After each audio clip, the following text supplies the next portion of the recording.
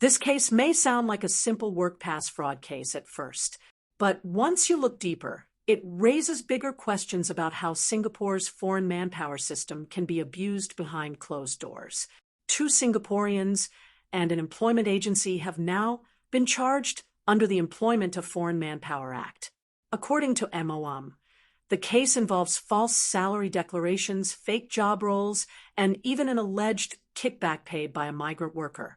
Investigators said a staff member from Wonderful Agency Pte Ltd allegedly submitted 14 false work pass applications between late 2024 and 2025.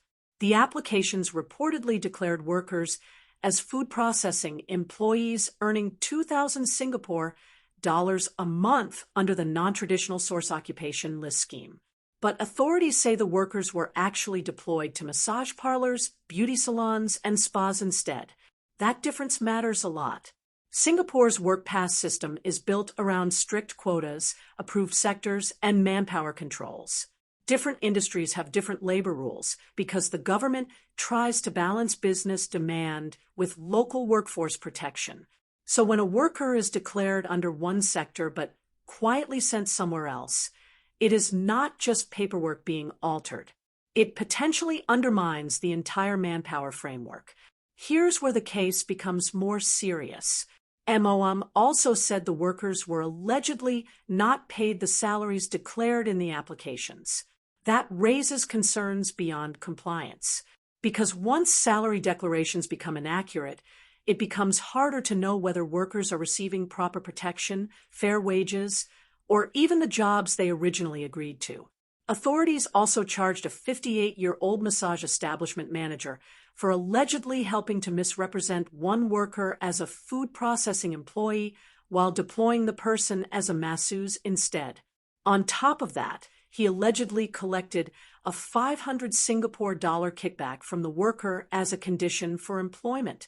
And that is another important layer in this story. Singapore has spent years trying to crack down on illegal kickbacks involving migrant workers. The reason is simple. When workers are forced to pay money just to secure or keep a job, they become far more vulnerable to exploitation. Some may stay silent about poor conditions because they fear losing the income they already paid to obtain. Others may end up trapped in debt before even starting work. What makes this case interesting is that it combines several enforcement concerns into one investigation: false declarations, improper deployment, salary discrepancies, and alleged kickback collection. Each issue alone is serious. Together, they point to how some businesses may try to bypass manpower restrictions while still appearing compliant on paper. MOM's statement was also unusually direct. The ministry warned that false declarations undermine the integrity of Singapore's work pass system and may expose vulnerable workers to exploitation. That wording matters because Singapore's manpower system depends heavily on trust in documentation. Authorities cannot physically monitor every worker's actual deployment every single day. So if declarations become unreliable, enforcement becomes much harder. And this is not the first time Singapore has seen cases involving questionable work pass arrangements. Over the years, authorities have investigated firms for phantom workers, inflated salaries, fake employment records, and unauthorized deployments. The challenge is that businesses facing labor shortages or cost pressures may sometimes look for shortcuts. But once loopholes become normalized, legitimate employers who follow the rules can also end up disadvantaged. There is also a wider public trust issue here.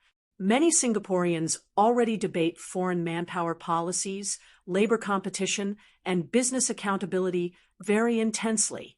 Cases like this can further shape public perceptions about whether enforcement is strong enough and whether existing safeguards are working as intended.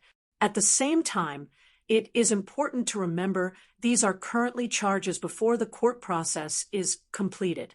The accused, individuals, and company will have the opportunity to respond to the allegations in court. Still, the case highlights how work pass abuse is often more complex than people assume. Sometimes the problem is not just illegal hiring. It may involve entire chains of misrepresentation that affect wages, worker welfare, business competition, and confidence in the system itself. So here's the question. Do you think Singapore's current enforcement system is strong enough to detect hidden manpower abuses before they grow larger? Like, share, and subscribe to 2230 for more deep dive Singapore news and analysis.